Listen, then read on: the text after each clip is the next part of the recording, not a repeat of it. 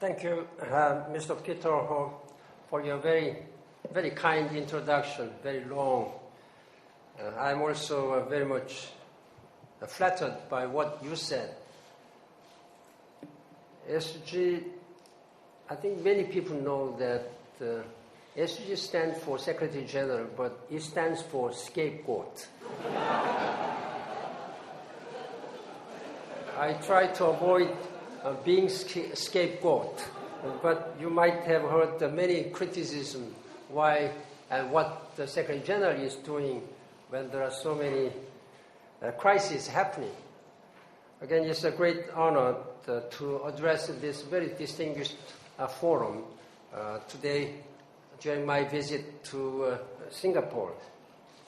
I'm particularly honored by the presence of Honorable Emeritus Senior Minister Goh Chok-tong, and I thank Dr. Tim Huxley, Executive Director of the International Institute for Strategic Studies Asia, for inviting me. And I'm also honored to see my distinguished colleague, former Foreign Minister George Year. We've been working very closely. And thank you, Excellencies, many ambassadors of diplomatic corps who are present this morning. Now, speaking to a group of ambassadors, and particularly distinguished Emeritus Senior Minister Goh Chok-tong, it seems to be something like speaking about Confucianism before Confucius. So I hope, but at this time, as the Secretary General of the United Nations, I'd like to just share what I have been doing and try to get some of inspirations from you after my brief presentation. I thank again this IISS for organizing this special event and particularly inviting many young leaders who will be soon leaders of our community tomorrow. But I've been speaking a lot to young people that often we say young people will be the leaders of tomorrow, but they have become leaders of today already. We are working, we have to work very hard to prepare some good space so that they will really be able to responsibly carry out all hard works which we will have left to them. Again, it's good. They have been playing a good source of inspiration to even older generations like myself. I'm also honored today to inaugurate this Fullerton Lecture series for the first time. Long before this beautiful building was a hotel, I was told that this was a post office. Singapore is showing what can be done with an old building like this. We are renovating a United Nations headquarters. I'm working in a temporary building.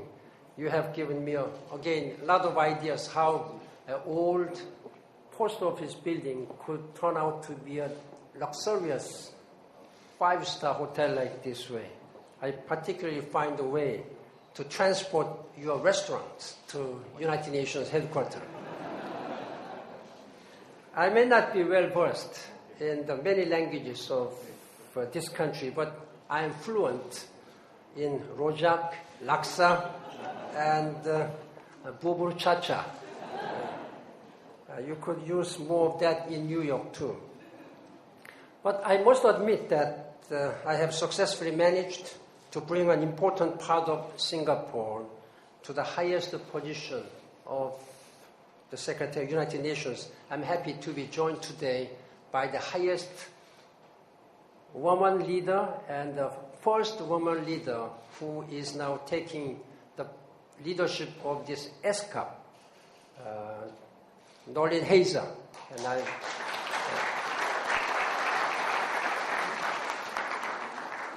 she is the highest Singaporean woman who is taking very important responsibility in the United Nations. I thank you very much, Noeleen.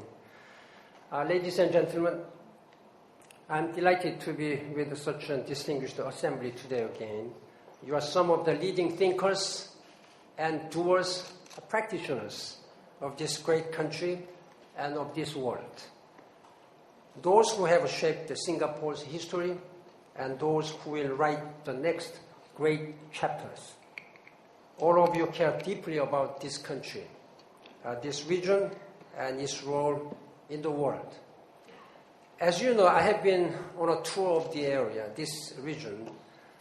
At every stop, I have seen yet more evidence of the ascendance of Asia, the clear reality that our global future rests largely on the wisdom and choices of Asia from this great continent. More and more, the direction of our planet depends on the decisions of Asia. And as one of the Asian citizens, I'm also very proud to serve this great organization as a Secretary General of the United Nations. Singapore, particularly, holds a vital place for many reasons. You are an intellectual center and a financial crossroads. Your policies, hard work, and determination have propelled Singapore to economic growth and prosperity. You have shown the world the dividends that come from investing in education, investing in people, investing in health care. When you face a struggle, as you did during the financial and economic crisis, you rise to the challenge. You have confronted threats of terrorism and deadly diseases, but you still remain strong and tolerant. In short, you have much to give, and the world has much to gain from your experience and from your choices. That's why I'm here, to learn and to discuss with you how United Nations and Singapore, and in a broader sense with ASEAN, can work together and strengthen our capacity to address many difficult challenges which we commonly face. In January, as was introduced, I began my second term as a Secretary General. This is again a great and extraordinary honor to serve this organization. I have reported to the General Assembly January 25th of this year 5 generational opportunities which I have termed 5 priorities. In fact, I termed it 5 generational opportunities because I believe that these priorities do not come often. They come maybe once in a generation, and you will listen, you will understand. This was my thinking, my idea. In addition to core business of the United Nations, I wanted the organization to look deeply at the world today, identify the key challenges we must address, and make the changes necessary to build a more modern, flexible, and efficient organization. These are times of austerity. We need to do more with less. This is quite painful for any organization, any government. If any leader have to ask their people to do more with less, this is what the reality of this world demands us at this time. These are also times of promise. More people are getting involved and changing the world. I wanted my team to single out areas where opportunity and need come together like never before. I see these 5 great opportunities are, first, sustainable development. Second, prevention. Prevention both from man-made crises and natural disasters. Thirdly, to make this world more secure and more peaceful. And to protect human rights and provide dignity to people.